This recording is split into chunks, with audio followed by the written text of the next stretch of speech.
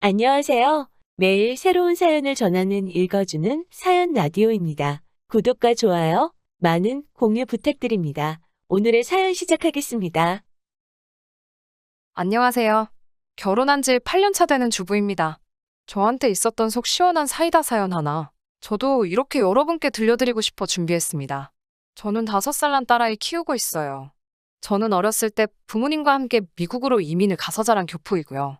남편은 미국에서 만났는데 그 당시에 혼자 공부하러 온 유학생이었어요. 친정아버지가 미국에서 사업을 몇 개 하고 계시거든요. 사업장을 5개 정도 가지고 있었고 미국에서는 그렇게 큰 부자는 아니지만 전부 월 매출이 매장마다 최소 2억씩은 나오는 가게이고 임대료에 이것저것 다 제외하더라도 달에 매장마다 최소 1,000만 원씩은 벌고 계세요. 아버지가 처음부터 그렇게 성공하신 건 아니었어요. 맨몸뚱이로 미국에 가셔서 먼저 자리 잡으신 친척분의 집 단칸방에서 시작을 하셨고 월세방을 전전하시며 끝끝내 이뤄내신 성공이었습니다. 미국은 어린아이가 혼자서 집에 있으면 안 돼요. 그래서 제가 학교를 다녀오면 어머니는 저를 일터에 데리고 나가셔서 접시 닦는 일 같은 걸 하셨고 아버지는 낮밤으로 하루에 2가지 일을 하시면서 돈을 모으셨습니다. 처음 집을 살 수 있을 정도로 돈을 모으셨을 때 주변의 반대에도 불구하고 아버지는 집을 선택하는 대신에 본인의 작은 사업을 시작하셨어요. 사업이 어느 정도 자리 잡은 뒤에도 우리 집을 갖는 건 가장 나중의 일이었고 아버지는 그 대신에 가게 수를 늘려가셨죠. 그렇게 참아가시면서 제가 대학교에 들어가던 해에 드디어 집을 장만하게 되셨습니다. 어머니도 아버지도 비좁아 터진 월세방에 한이 맺히신 게 있어서 방 5개에 지하실이 딸린 3층짜리 커다란 집을 갖게 되었습니다. 제가 외동이라 셋이서 살기에는 너무 큰 집이었지만 그 당시에 그런 건 신경도 쓰지 않았고 마냥 좋기만 했어요. 다시 남편 이야기로 돌아와서 시가가 넉넉한 형편이 아니었고 남편도 집안의 반대를 무릅쓰고 혈혈단신으로 공부하러 미국으로 건너온 상황이었습니다. 남편은 혼자 유학 생활을 하며 생활비 및 학비를 벌기 위해 짬이 나는 시간마다 친정아버지 소유 사업장에서 아르바이트식으로 일을 했었어요. 원래는 유학생 신분으로는 미국에서 일을 할 수 없는데 한국 사람들끼리는 서로 돕자는 의미로 쉬쉬하면서 일을 시켜주는 경우가 덜어 있거든요. 남편이 일도 곧잘 하는 데다가 성실한 편이었기 때문에 그 모습을 좋게 본 아버지는 남편 사정을 생각해서 이것저것 챙겨주셨어요. 그러면서도 늘 돈 버는 것도 좋지만 공부하러 왔으니 학교를 우선시하라고 항상 말씀하시고는 했어요. 남편이 공부를 마무리할 때쯤 도무지 학교와 일을 병행할 수 없어서 일을 그만두게 되었는데 생활비 때문에 힘들어한다는 사실을 알게 되시고는 아무 조건 없이 남편에게 저희 집에 비는 방을 내어주셨습니다. 아버지가 의도하신 건 아니겠지만 저와 남편은 그렇게 한 집에서 지내며 서로 정이 들고 말았고 결국에는 결혼을 약속한 사이가 되었어요. 남편은 아직도 그때 생각을 하면 저희 아버지가 도와주신 덕분에 지금 저와도 결혼을 하게 되었고 이렇게 좋은 회사에 취직도 하고 잘 살고 있는 거라고 이야기합니다. 남편의 공부가 끝날 때쯤 부모님께 남편과 같이 한국에서 새로운 인생을 시작하려고 한다고 말씀드렸어요. 친정부모님은 남편의 사람됨됨이는 이미 알고 계셨기 때문에 저와 남편을 축복해 주셨지만 어려서부터 미국에서만 자라온 제가 걱정이 된다는 식으로 이야기를 하시더라고요. 저도 다 큰 어른인데 그래서 그런가 그때는 아직도 부모님 눈에는 제가 어린아이처럼 보이는가 싶은 마음에 조금 화도 나고 이해가 되질 않았습니다. 한국으로 돌아가기 며칠 전부터는 남편에게 언제나 제 편이 되어달라는 부탁을 계속해서 하시더라고요. 저도 제 앞가림을 할 수 있다고 부모님께 화부터 냈는데 이제는 그게 무슨 말을 하시려고 했던 건지 이해를 할 수 있습니다. 다행히 저도 한국에 오고 나서 얼마 있지 않아 외국계 기업에 취직을 할 수 있었어요. 남편은 대기업 공채에 지원해보고 싶다고 해서 1년을 더 준비하기로 했습니다. 한국에 도착해서부터 같이 월세방을 구해 살림을 시작했고 6개월 정도 지나고 나서 식을 올리게 되었습니다. 그때부터가 시작이었던 것 같아요. 결혼을 준비하면서 시댁과의 크고 작은 사건이 한두 개씩 생기게 되었습니다. 결혼식을 앞두고 친정부모님도 한국에 오셨어요. 양가 부모님을 모시고 처음으로 만난 자리에서 시부모님이 저희에게 신혼집은 어디로 구할 건지 여쭤보더라고요. 시부모님께 지금 저희가 살고 있는 월세방이 있는데 신혼집을 따로 구할 이유가 뭐가 있느냐고 대답했지요. 그 말을 들으시곤 시부모님께서 너네한테 물어본 이야기가 아니라고 하시면서 저희 부모님 쪽을 보시면서 다시 물으시더라고요.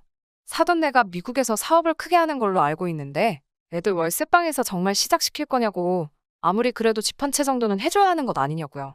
저와 남편이 함께 새로운 시작을 하는 건데 저희 부모님이 저희가 살 집을 해주셔야 할 이유는 없잖아요. 저희 부모님도 월세방에서 시작하셔서 성공을 일궈내셨고 그걸 보고 커온 저였으니 그게 당연한 수순이라고 생각했어요. 다행히 친정부모님도 저와 남편의 신혼집을 월세방부터 시작하게 하실 생각은 없으셨고 위치 좋은 곳에다가 신축 아파트 전세를 마련해 주셨어요. 애초에 부모님 도움을 받을 생각은 없었지만 그래도 비좁고 교통도 별로였던 월세방보다는 좋기는 좋더라고요. 집을 해주시면서 혼수나 예단은 생략하기로 했는데 친정부모님 덕분에 그동안 회사에 다니면서 모아두었던 돈이 여윳돈이 되어버린 상황이라 시가 식구들에게 제 나름대로 조그마한 선물을 준비하기로 했습니다. 시가 식구들을 시댁에 불러놓아 선물 전달식을 했어요. 그런데 다들 반응이 영 아니더라고요. 와인을 좋아하신다는 시어머니께는 치즈를 담을 수 있는 예쁜 나무 플레이트를 드렸는데 이게 뭐냐는 식으로 바로 찬장에다가 집어넣으셨고 키가 커서 모델 같은 시누에게는 잘 어울릴 것 같은 가방을 사줬어요. 명품 같은 건 아니었고 백화점에서 한 30만 원 정도 하는 가방이었습니다. 나름 이게 분명히 잘 어울릴 거라고 고심해서 고른 건데 신우는 대번에 브랜드부터 따지더라고요. 요즘 자기 또래 중에 누가 여기 브랜드 가방을 드냐고 저보고 안목이 형편없다고 하면서 투덜대더라고요. 섭섭해 있는 와중에 시어머니께서 난 또 뭐라고 온 가족을 부르길래 뭐 대단한 거나 줄 알았는데 별것 아니라면서 불러 모은 김에 밥이나 먹으러 가자고 온 가족을 데리고 나가셨습니다. 먹는데도 눈치가 보여서 그때 계산도 제가 하고 말았어요. 결혼식이 끝나고 얼마 안 있어서 미국에 돌아가신 부모님께서 연락이 왔어요. 저희는 친척들도 미국에 있고 아버지가 사업을 하시면서 한국 교민들하고도 계속 좋은 관계로 지내오셨기 때문에 그 사람들을 위해서라도 미국에서도 한번 결혼식을 올리면 좋겠다고 하셨어요. 원래 회사를 다니기 시작한 첫 해에는 휴가를 낼 수가 없었기 때문에 회사의 사정을 잘 설명하고 한 달간 휴직을 하기로 했습니다. 남편은 아직도 취직 준비 중이었기 때문에 가서도 공부할 것들을 챙겨서 같이 미국으로 향했어요. 시간은 한 달 정도로 결혼식을 준비하기에는 굉장히 짧은 기간이었으니 친정부모님과 저, 남편은 굉장히 바빴습니다. 그런데 식날이 바로 2주 정도로 다가오는데도 시가에서는 언제 오겠다는 말이 없으셨어요. 몸이 달아올라 제가 직접 전화를 드렸더니 전혀 생각하지도 못한 대답을 해왔습니다. 한국에서 결혼식은 이미 다 끝난 일이고 거기서는 사돈네가 원해서 하는 건데 우리까지 우리 돈 내고 가야 하니? 세 사람이 미국 가는 비행기표 값이 얼만지나 알고 하는 이야기니? 라고 하시면서 대놓고 비행기표를 사놓으라는 식으로 이야기를 하더군요. 남편과 부모님한테는 도무지 이 사실을 말할 수가 없어서 울며 겨자 먹기로 결국 또 제가 모아놓은 돈으로 비행기표를 끊어드렸습니다. 2주 남짓한 기간인데 캐리어는 얼마나 큰 걸 가지고 오셨는지. 차 2대로 겨우겨우 시가 가족들을 태워서 집으로 향했습니다. 차 안에서 신우가 하는 말이 언니, 다음번에 미국으로 초대하실 때는 우리 엄마 아빠 자리라도 비즈니스로 끊어주세요. 아주 불편해서 허리가 접히는 줄 알았잖아요. 이럴 때라도 돈 많은 집 며느리 가지고 계신 것 좀 누리시고 언니도 그참에 효도도 하는 거죠. 라고 하면서 불평불만을 늘어놓더라고요. 다행히 친정아버지나 남편이 그건 못 들은 것 같아서 어색하게 알겠다고 웃으며 부랴부랴 넘겼습니다. 집으로 도착하니 시간이 어둑어둑해져 있더라고요. 마중을 나간 동안 어머니가 저희 집 뒷마당에서 바베큐 파티를 준비해 놓으셨어요. 식사가 끝나고 시가 식구들을 데리고 집으로 들어왔어요. 미국에서는 손님 초대를 하면 집 구경을 시켜주는 문화가 있거든요. 집 구경을 하시면서 시어머니가 저까지 보내고 이제 2분만 남으셨는데 집이 쓸데없이 넓기만 하네요. 역시 한국 아파트가 좋아라고 하셨어요. 대충 듣기에도 비아냥대시고 있다는 느낌을 받았는데 그 말에 친정부모님은 넉살 좋게 웃으시며 그 덕분에 손님방이 많이 남으니 마음에 드는 방에다가 짐 푸시고 그 방을 쓰시면 된다고 대답하셨죠. 그랬더니 시어머니께서 도끼눈을 뜨시고는 아니 어떻게 손님 초대해놓고 어찌 자기 집에다 방을 내어줄 수가 있냐고 하시며 호텔을 잡아달라고 더부살이하는 느낌 들어서 도무지 편하게 있을 수가 없을 것 같다시며 성화를 내셨습니다. 신우도 거기서 대번에 집도 이렇게 크고 듣던 대로 돈도 많으신 것 같은데 다른 사람도 아니고 먼 길 비행기 타고 온 사돈 집에 너무 돈을 아끼시는 것 아니냐며 비행기도 그렇고 바쁜 사람들 초대해놓고 야박하게 구실 필요가 있냐며 옆에서 한마디 거들더라고요. 친정아버지 표정을 보니 화가 많이 나신 듯 보였지만 고개 숙이고 부끄러워하는 남편을 보더니 이해를 하신 건지 별말은 하지 않고 시가 식구들이 원하는 대로 해줬습니다. 결국은 집에서 45분 거리에 있는 시내까지 나가서 호텔을 잡아주고 왔습니다. 돌아오는 차 안에서 남편이 저에게 화를 내더라고요. 저보고 혹시 비행기표를 사준 거냐고 왜 그랬냐고 화내면서 언성을 높이다가 그 후에는 저에게 사과를 했어요. 미리 말해주지 못해 미안하다고 자기도 사실 저와 결혼하면서 시가의 이런 모습을 알고 있었기 때문에 걱정했다고 하면서요. 자기 유학을 반대한 것도 당장 자기가 졸업하자마자 취업해서 생활비를 보태야 하는데 돈을 더 쓰겠다고 하니 반대를 한 거고 그래서 아무런 지원을 받을 수 없었던 이유를 설명해 줬습니다. 그런 시댁의 모습이 너무 싫지만 하지만 가족인데 어떻게 저버릴 수 있겠냐면서 너무 고통스러워 하더라고요. 그 모습이 안쓰러워서 아무 말 못하고 있었는데 운전을 하고 계시던 친정아버지가 남편을 나무라지 않고 이해한다고 결혼은 일륜지대 사이고 이제 한 가족이 되었으니 남편의 일은 우리 가족의 일이나 마찬가지라고 하시며 오히려 어려운 일이 있으면 꼭 상의하라고 하셨어요. 남편은 그 말에 꺼이꺼이 울면서 몇 번이고 감사하다고 대답했고 저에게는 두 번 다시 결혼식 이후로 아무런 상의 없이 시가에 무엇을 해준다거나 하는 일은 없도록 해달라고 부탁을 했어요. 시댁 식구들은 애초에 결혼식 준비는 도와줄 생각도 없었던 것 같습니다. 오히려 결혼식보다 이왕 온 김에 미국 관광을 하러 왔다는 느낌이 더 들었어요. 호텔은 심심해 죽겠다면서 나이아가라 폭포 관광여행을 끊어달라고 본인들은 결혼식 날에만 참석하면 되는 것 아니겠냐고 하더라고요. 친정아버지는 남편의 상황을 전부 이해하신 듯 그러자꾸나 하시고 시가 식구들이 원하는 대로 다 해줬습니다.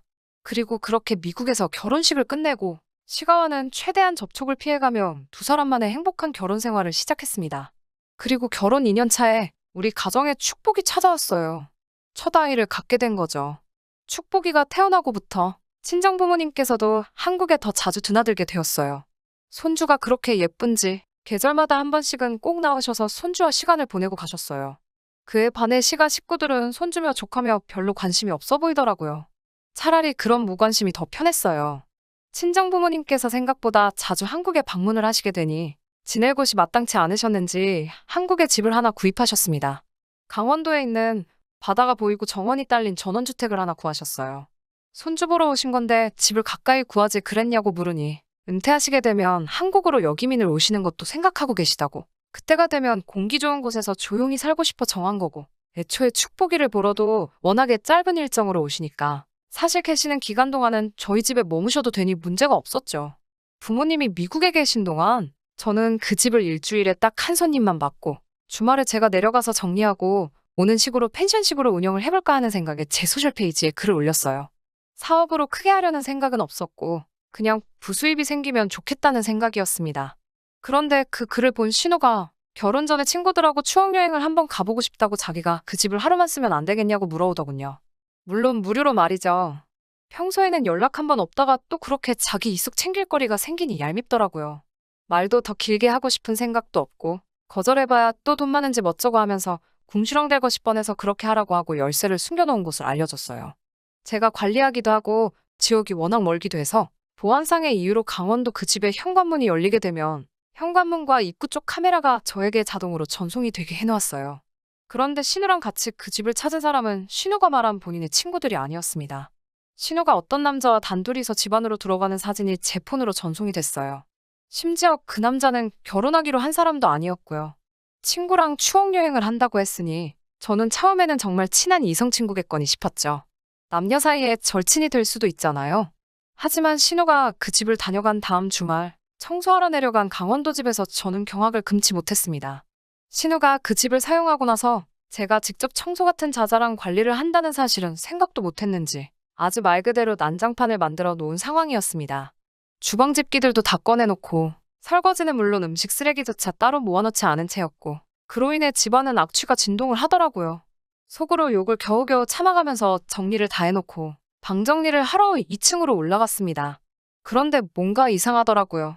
방이 3개 딸린 집인데 방 2개는 문을 열었던 흔적도 없었습니다. 친구와 같이 갔으니 방 2개를 사용했을 거라 생각했는데 신우는 창문으로 바다가 보이는 안방만 사용했던 것 같았어요. 그런데 방 청소를 하면서 아주 역겨워 죽을 뻔했습니다.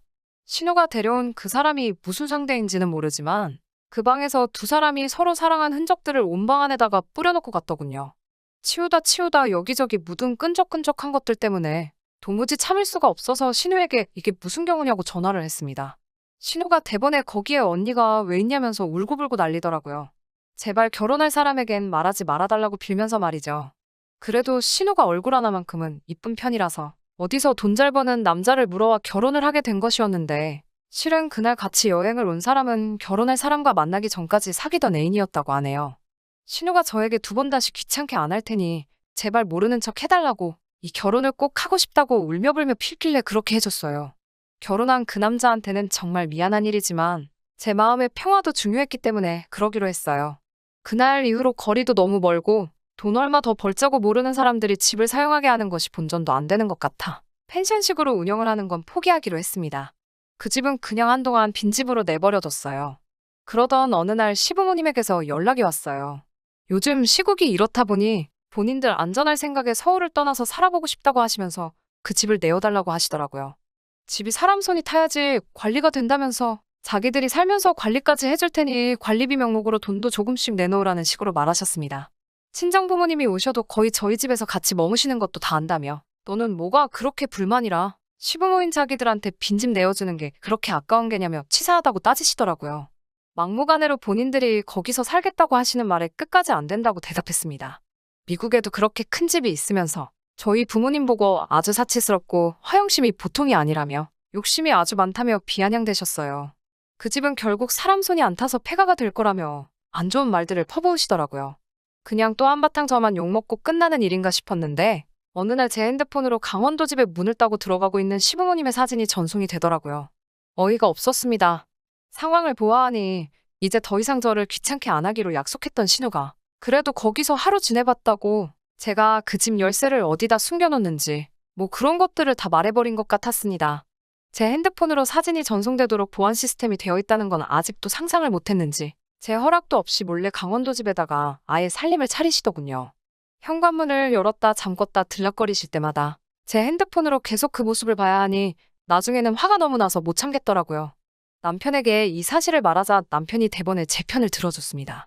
자기가 이렇게 세상에 나올 수 있었던 건 시부모님의 은혜가 크긴 하지만 지금 이렇게 좋은 삶을 누리며 살고 있는 건 장인 장모님 도움이 크다고. 아무리 자기 부모지만 반복되는 아나무인 같은 상황에 자기는 앞으로도 이 연을 끊고 살 수 있으니 이 상황은 제 마음 내키는 대로 하라고요. 제가 어떤 결정을 내리던지 남편은 제 뜻을 따르겠다고 하고 시부모님을 포기했어요. 저는 당장 경찰을 대동해서 그 집을 찾아갔습니다. 시부모님들을 무단 침입죄로 전부 다 끌어냈어요. 제가 찾아올 거라곤 당연히 생각도 못했을 거고 더더욱이 경찰을 불러서 시부모님인 자신들을 내쫓을 거라곤 더더욱 생각도 못했을 겁니다. 엄청 당황해서는 처음에는 네가 어찌 아들 같은 시부모를 어쩌고 하면서 성질을 내셨는데 제가 아랑곳않고 강경하게 나가는 모습을 보더니 여기서 쫓아내면 우리 어디 가서 살라고 하는 거냐면서 제 무릎을 붙잡고 빌듯이 말하시더라고요. 서울의 미국 집보다 더 좋다고 하시던 살기 좋은 아파트 가지고 계시잖아요? 그 집으로 돌아가면 되는 것 아닌가요? 하고 물었더니 엄청난 사실을 이야기해 주시더라고요. 알고 봤더니 아는 사람한테 들은 주식 정보를 가지고 큰돈 벌어보겠다는 생각에 집을 전세로 돌려서 전세금 받은 돈으로 주식을 전부 매수해버렸다고 하네요. 애초에 그 이후에 시부모님은 빈집으로 남아있는 친정부모님의 강원도 집에서 살 생각을 염두에 두고 내린 결정이었던 거였죠. 그런데 며칠 만에 그 주식은 휴지 쪼가리가 돼서 시부모님은 쫄딱 망해버린 상태였고 전세금을 돌려줄 돈도 없으니 당장 오갈 곳이 없어진 상황이었던 겁니다. 남편을 그 자리에 데려가지 않은 건 잘한 결정 같았어요. 남편이 있었다면 마음이 약해졌을 수도 있는데 저 알아서 하라는 남편의 말도 있었으니 더 매몰차게 행동할 수 있었습니다.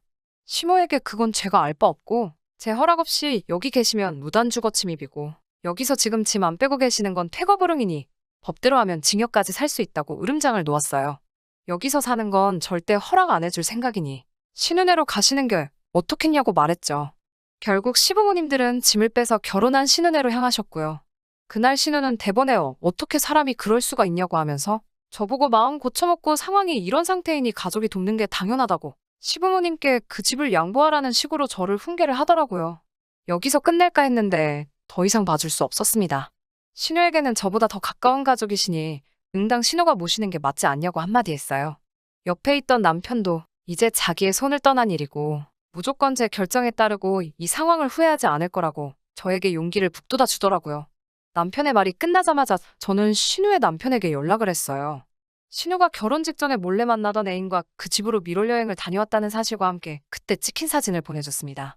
보수적인 데다가 그 집에서 갑의 입장에 있던 신우의 남편은 당연히 이 사실에 엄청나게 붕괴를 했고 신우의 집으로 피신 갔던 시부모의 신우까지 함께 묶어서 밖으로 내쫓아버렸어요. 처음에는 어떻게 가족에게 이럴 수 있냐며 온갖 욕을 하며 붕괴하던 시가족들은 셋이서 친척집이나 숙박업소들을 전전하다가 결국 저희에게 미안하다고 이제 그만 자기들을 용서해달라며 제발 자기들 좀 살려달라고 빌더라고요. 밖에서 얼려 죽일 수는 없으니 지금은 강원도 집을 쓸 수 있게 허락해준 상태입니다. 다만 그 기간은 이번 겨울이 지날 때까지예요. 물론 잔인하게 밖으로 시가족들을 내몰 생각은 없지만 단 한 번만 더 친정 부모님을 모독하거나 어떻게 빈대붙으려고 한다면 다음 기회는 없다고 확실하게 못을 박아두었어요. 남편은 어차피 이렇게 연을 끊기로 한 거 뭐하러 한 번 더 기회를 줄 필요까지 있냐는 식으로 어느 면으로는 저보다 더 독하게 마음을 먹은 것 같아 보이지만 아무리 싫어도 남편의 가족들이잖아요. 정말 한 가족으로 저희를 진정으로 위해주는 모습을 보인다면 친정아버지께 말해서 전세금을 갚아주고 시부모의 집도 찾아주려고 합니다. 시가도 못된 심보 고쳐먹고 앞으로 양 가족의 별탈 없이 행복한 일만 가득했으면 좋겠어요. 그럼 제 사연은 이만 여기서 마치도록 하겠습니다. 긴 이야기 들어주셔서 감사합니다. 오늘의 사연은 여기까지입니다. 구독과 좋아요, 알람 설정해주시면 앞으로 더 좋은 사연으로 찾아오겠습니다. 감사합니다.